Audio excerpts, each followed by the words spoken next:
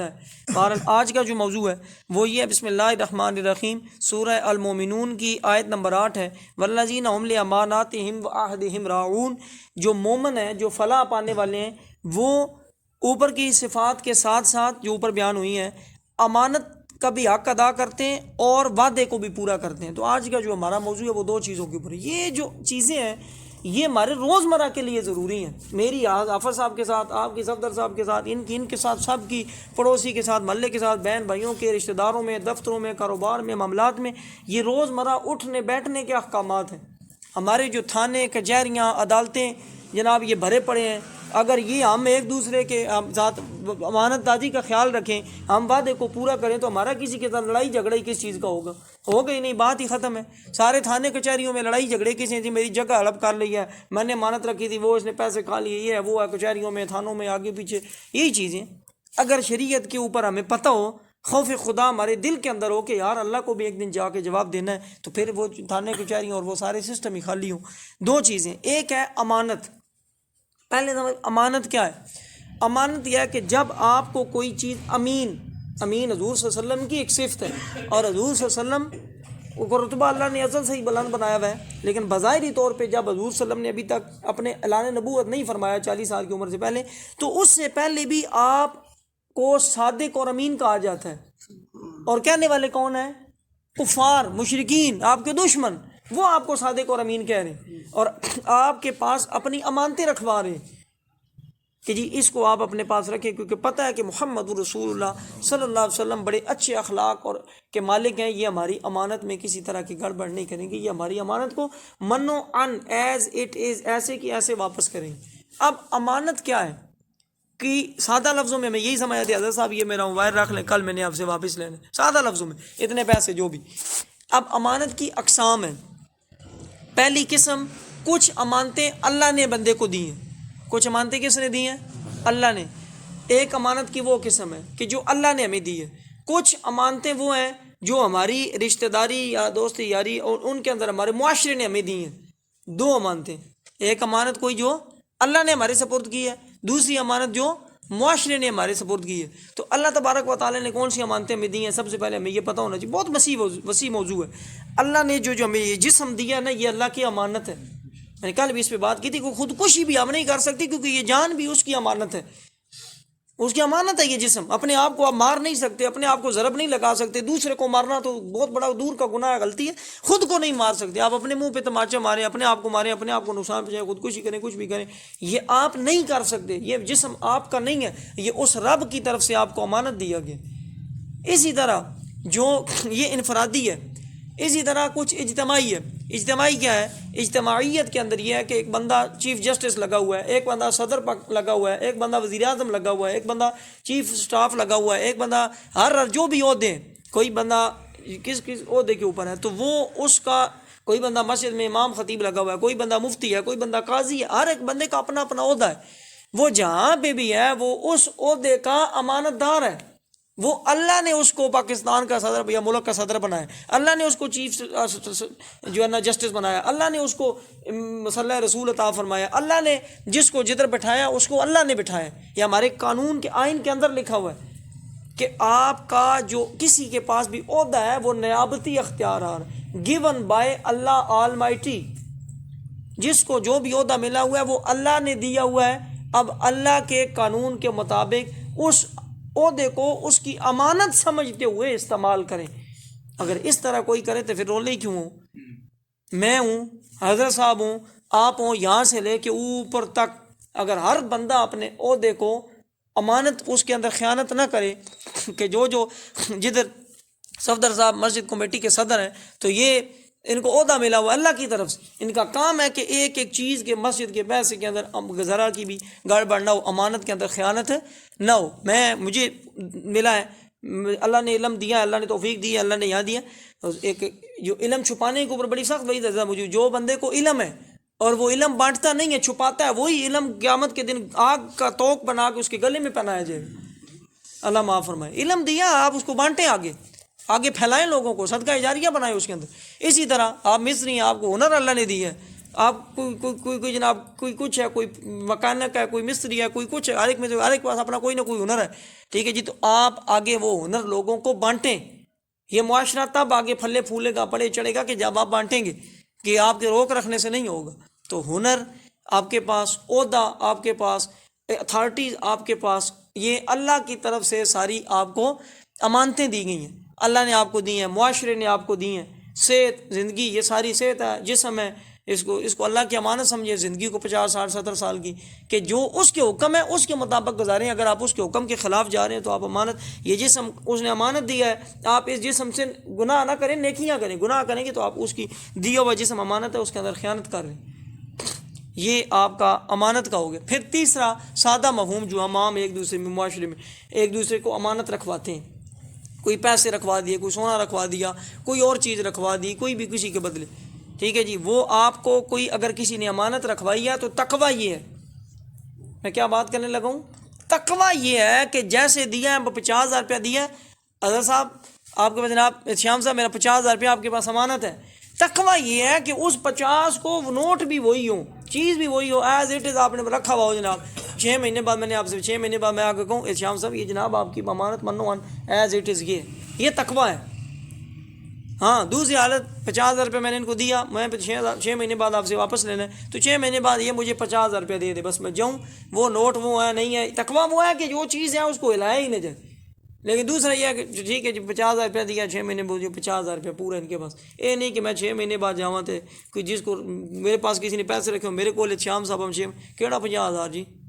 کدوں وہ لگ گیا جی، میری وہ مجبوری، میری یہ پریشانی، حالات تھوڑے سامنے، وہ مسئلہ پی گیا، کرونا پی گیا، اتوں ہو گیا، میرا کاروبار بڑھ گیا، وہ تھوڑے بھی 50,000 تے میرے کو لگ گیا، ہوں کدھر کدوں دے سو جی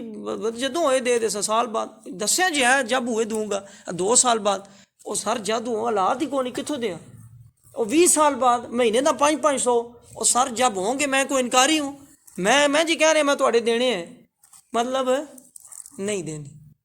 یہ ہے امانت میں خیانت کرنا۔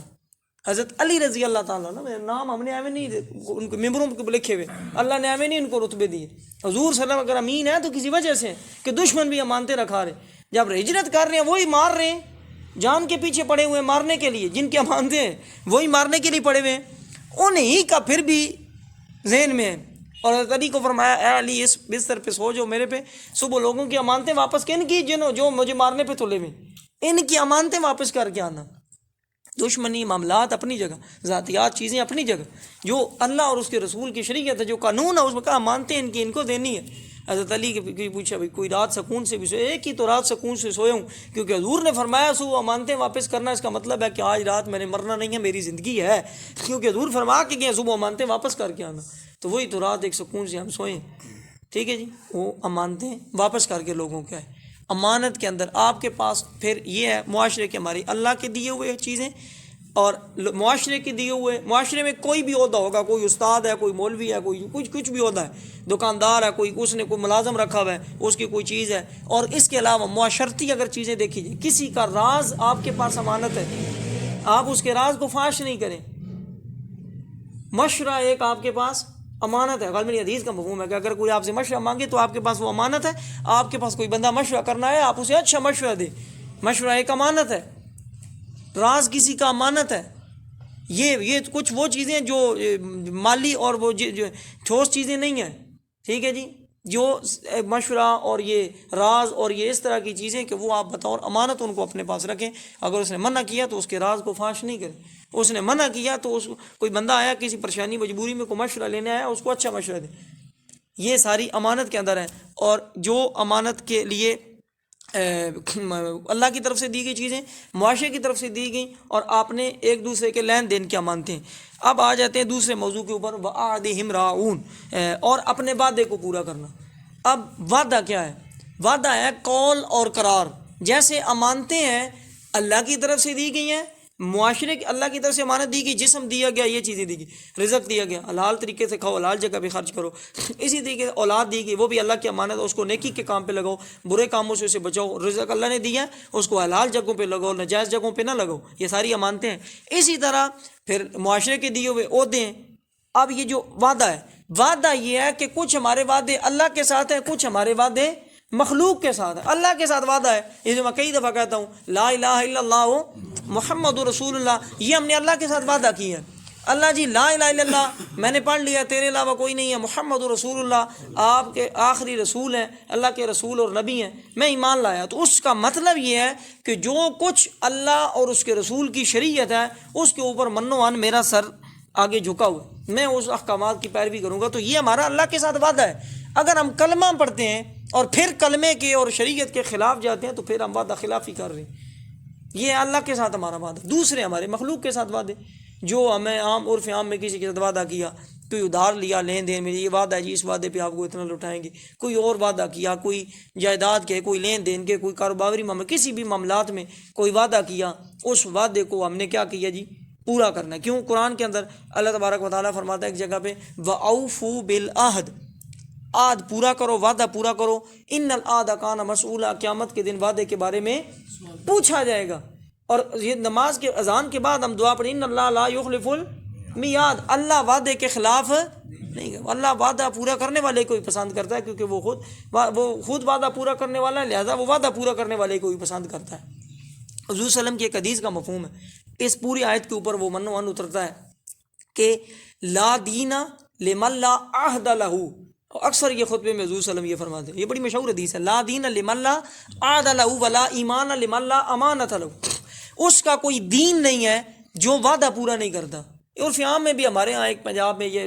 جملہ مشہور ہے، اور اس کا کوئی دین ایمان نہیں ہے جی، صاحب یوں ہی کہتے ہیں نا، ایسا اس نال گل نہ کرے جی اس بندے کا کوئی دین ایمان نہیں ہے، وہ حدیث کے الفاظ ہیں کہ دین اور ایمان وعدہ اور اس کے اوپر ہے، امانت داری کے اوپر ہے، یعنی اے بندہ وعدے تے پوئے گل بات کو نہیں اس دی، یہ اپنی بات کا جھوٹا ہے، ایسا گل نہ کرو جی ایسا کوئی دین ایمان نہیں ہے، اسے سر پیر کو نہیں، اس نال نہ گل کریے، بندہ اپنی اس بات کا کچا ہے، یعنی وہ وعدے کا پورا نہیں کرتا۔ حدیث کا مفہوم ہے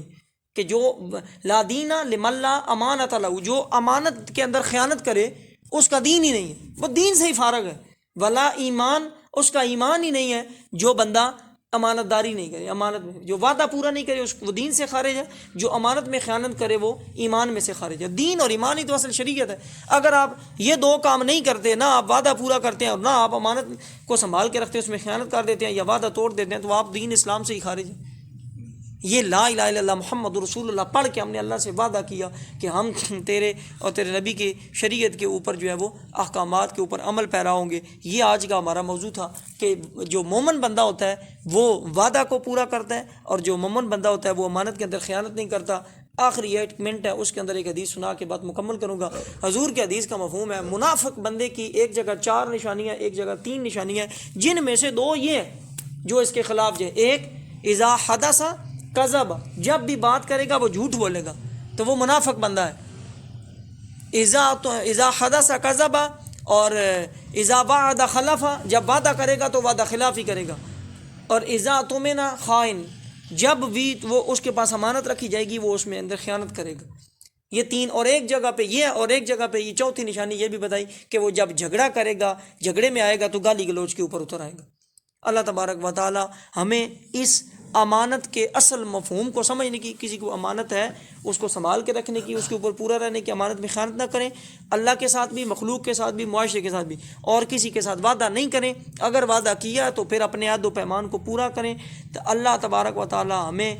وعدے پورے کرنے کی، امانت کے اوپر قائم رہ کے، منافقوں کی لسٹ سے نکل کے، کیونکہ آخری بات ہے قرآن کے اندر ہے ان المنافقین فی الدرک الاسفل من النار، جو منافق ہے وہ آگ کے اندر جائے گا اور جہنم میں سب سے نچلے گڑھے میں ہوگا۔ اللہ تبارک و تعالی ہمیں اس سے بچ کے شرعی احکامات کو پڑھ سمجھ کے دین دنیا کی بنائیاں سمیٹنے کی توفیق عطا فرمائے۔